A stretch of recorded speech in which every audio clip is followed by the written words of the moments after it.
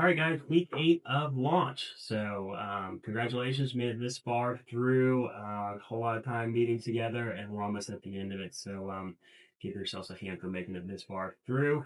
And then today we get to talk about working with sellers. And so last week talked about handling objections, and guess what? Working with sellers, you might get some objections that you need to handle. So, luckily, we covered some of that stuff last week because you might see some of the same or similar themes come up as you're meeting with sellers and talking about getting their house listed. But uh, you got lots of good stuff in your notebook. I'm not going to go over everything here with you, just kind of hit a few highlights. You should have already kind of gone over or looked at the action items from last week and check in on those to see who's done them and how you've made progress there. But writing down 3 objections, 3 ways to handle it, 15 COI calls, 15 handwritten notes, 5 Popeyes. So, all right, getting into working with sellers. Um, First and foremost, you want to basically screen your seller appointments, and so you want to ask some good questions ahead of time. One, to see if they're a viable seller, and then two, also so you can prepare, so research and look at market comps and know what you're going to need to say um, in anticipation of your appointment. So, some qualifying listing appointment scripts. You got some example questions here. You said you were moving to blank, right? Fantastic. Why are you moving there? Try to get a sense of motivation and timeline. So you want to ask some good questions to figure out what's making them want to move, and then how quick does that need to happen, and then also a little bit of, okay, if this doesn't happen by this certain time, what's the worst thing that'll happen if we don't hit these goals. And that's just good information for you to have that way. You can remind them of their motivation later on, and so you can be mindful of it too, making sure you're not letting them down and that you're doing a good job of meeting their expectations. And so some good questions here. Let me just look through. Um, how much do you owe on the property? Question number 10 is a good one. Um, just making sure that there's enough equity in there for the sale to actually be possible, or if there's not, that you're having a conversation of what happens in that situation of falling short. I'll let you guys kind of sit through these, but one of the best questions I like to ask before meeting with a seller is to ask them to rate their house on a scale of 1 to 10 of like how great they think their house is, and then have them do that ranking, and then also follow that up with, what would make it a 10. So typically they'll volunteer some information of things that they know just aren't the greatest in the world, and that'll help you just one be prepared for what you might be walking into, as well as when you're looking at other houses that have sold. If the sellers tell you like their carpet definitely needs to be replaced, and all other comps have beautiful new floors throughout, you might point that out to them of like, yeah, it does seem like in order to compete with those that did sell for top dollar, we're going to need to address that before listing, not just with some sort of credit. So I really like that question of, ranking your house from 1 to 10, and then what will make it 10. So those are some good things to ask ahead of your appointment. Sometimes I just do this over the phone and write my notes. Oftentimes I'll tell the seller like, "Hey, I'm excited to meet with you next week. I'm gonna send you an email, just ask you a couple questions to get familiar with your house. Would you mind, responding to that email when you get a chance? That way, you then have like a paper trail. I can just print that out with me when I go on the appointment."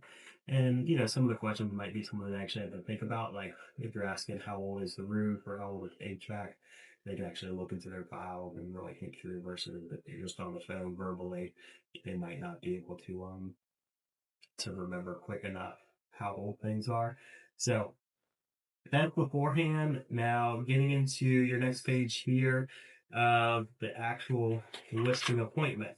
So a couple important elements of a good listing presentation. So, first important element is punctuality. So, Be a person of integrity. Show up when you say you're going to show up. Actually, better than that, show up 5 minutes early at least. You might call or confirm the appointment ahead of time. Another little best practice here: if you are going to confirm the appointment ahead of time, you might ask to verify the square footage. So that's how I'll kind of use a reason to touch base with them earlier in the day, like, hey, digging into your numbers right now. Excited to meet you today at 2 o'clock. Just to confirm, it looks as if your house is about 2,300 square feet. Does that sound or feel right to you? So you're both confirming the appointment and validating um, data, as well as coming across as somebody who is taking the appointment seriously and preparing ahead of time.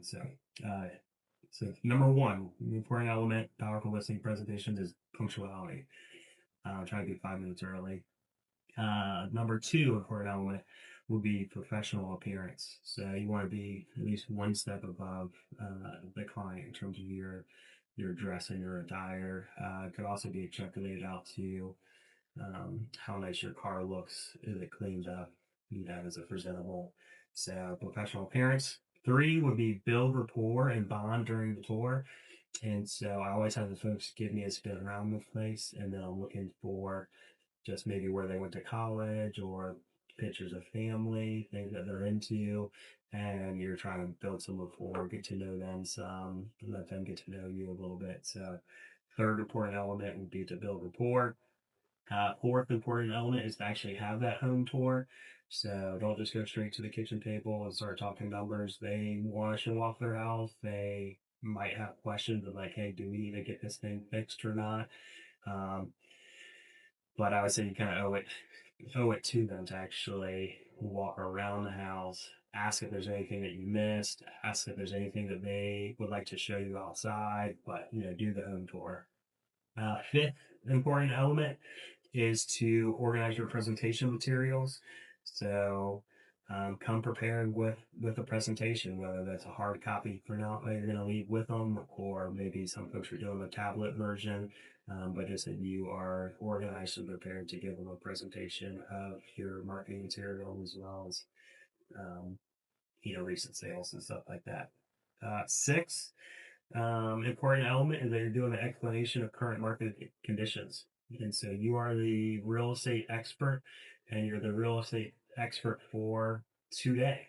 And so you need to tell them what's going on in this current real estate market, not just what you heard about, 10 years ago or 20 years ago, or, maybe years, ago that the last time you sold a house. You want to get current market conditions, tell them what's going on, as it actually relates to them here and now. Seven important element is to have that CMA, so have that subject property, have properties that are similar to it, and show them what's been selling, how things have been selling, things that are maybe good about the properties, that are maybe bad about the properties, and help them discover potentially the value that that you're going to suggest, but have them be able to extrapolate that out themselves by looking and seeing what else is sold out there, and explaining maybe why those houses are used in your CMA.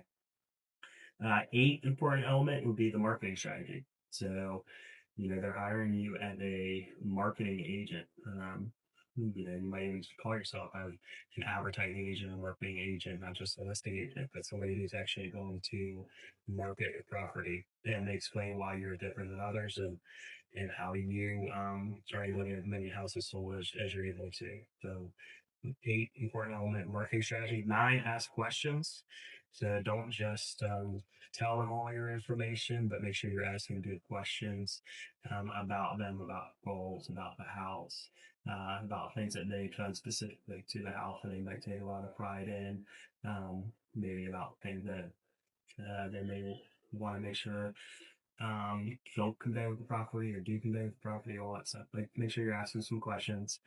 10 important element is that you're objection handling, so that you are and if there's any objections out there, if there's any concerns out there, that you're trying to get those addressed, right there on the spot at the beginning of your business agreement with folks, not just letting them stuff linger for later on and pop up. in an untimely timely part of the transaction. And then 11, um, important excuse me, element is the closing. So, how do you want to lead that meeting? Do you want to get a listing agreement signed right there on the spot? Do you want? Oh my gosh.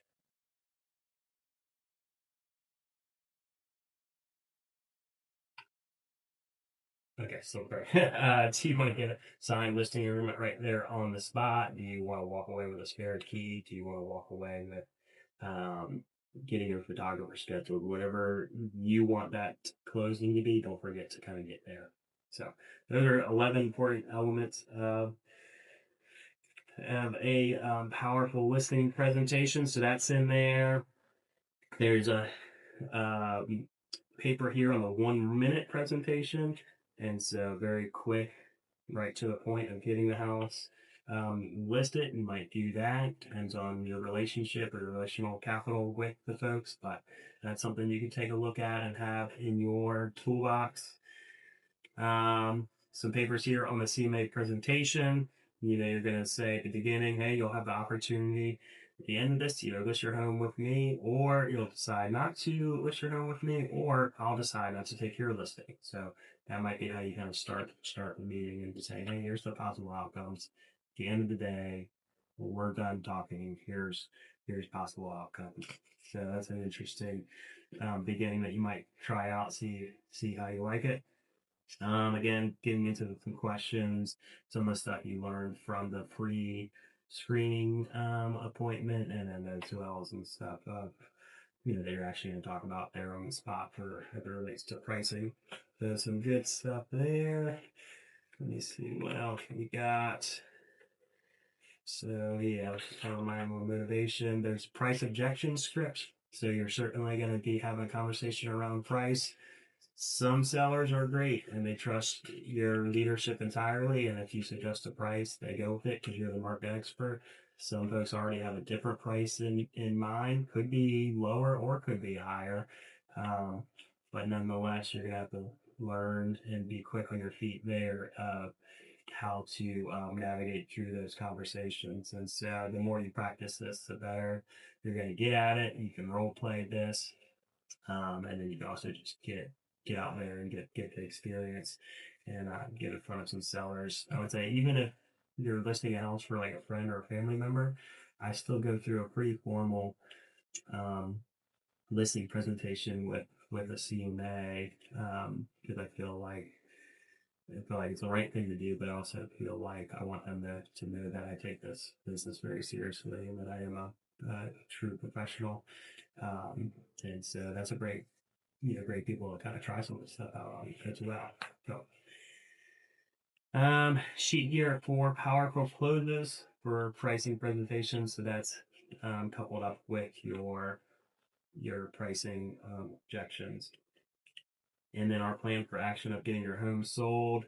Again, is kind of reiterating your marketing plan and your strategy and how you get things done that others don't. All right, so blasting through lots of different stuff. Um, I'd love for you guys to look at that stuff together as a group, see what things you like, and maybe even see some of the things you don't like. And I would never kind of say this during a listening presentation, or I'm scared to say this because they might say this. But those are good, healthy conversations for you guys to have as a group. Um, and yeah, kind of talk through some of those things and think about, okay, how do I want to do this for me? So the beautiful thing in real estate is you can kind of take bits and pieces from what other people do that you like, and you can kind of make it into yours as well. And then you realize that thing that maybe somebody else does that you don't like, and you want to make sure you don't do. When you're meeting with your clients. So hope that all helps. You got some action items for the end of this week's class. So action items are going to be you're going to prepare a listing presentation for an assigned property. So actually, try to put this into practice. You're going to prepare a listing presentation, and then we'd like for you to try to role play your listing presentation with somebody in the launch group. So partner up take turns. One person presents as if they are the listing agent, other person play the seller, and then switch it up and role play it out. And then come to class prepare. We've got, I think, 2 more weeks of class. So come to class prepare next week, ready to give a listing presentation. So that means bring in your organized marketing material and your CMA and be prepared to present. Outside of that, you also got your 15 COI contacts, your 15 handwritten notes, and then 5 pop buys.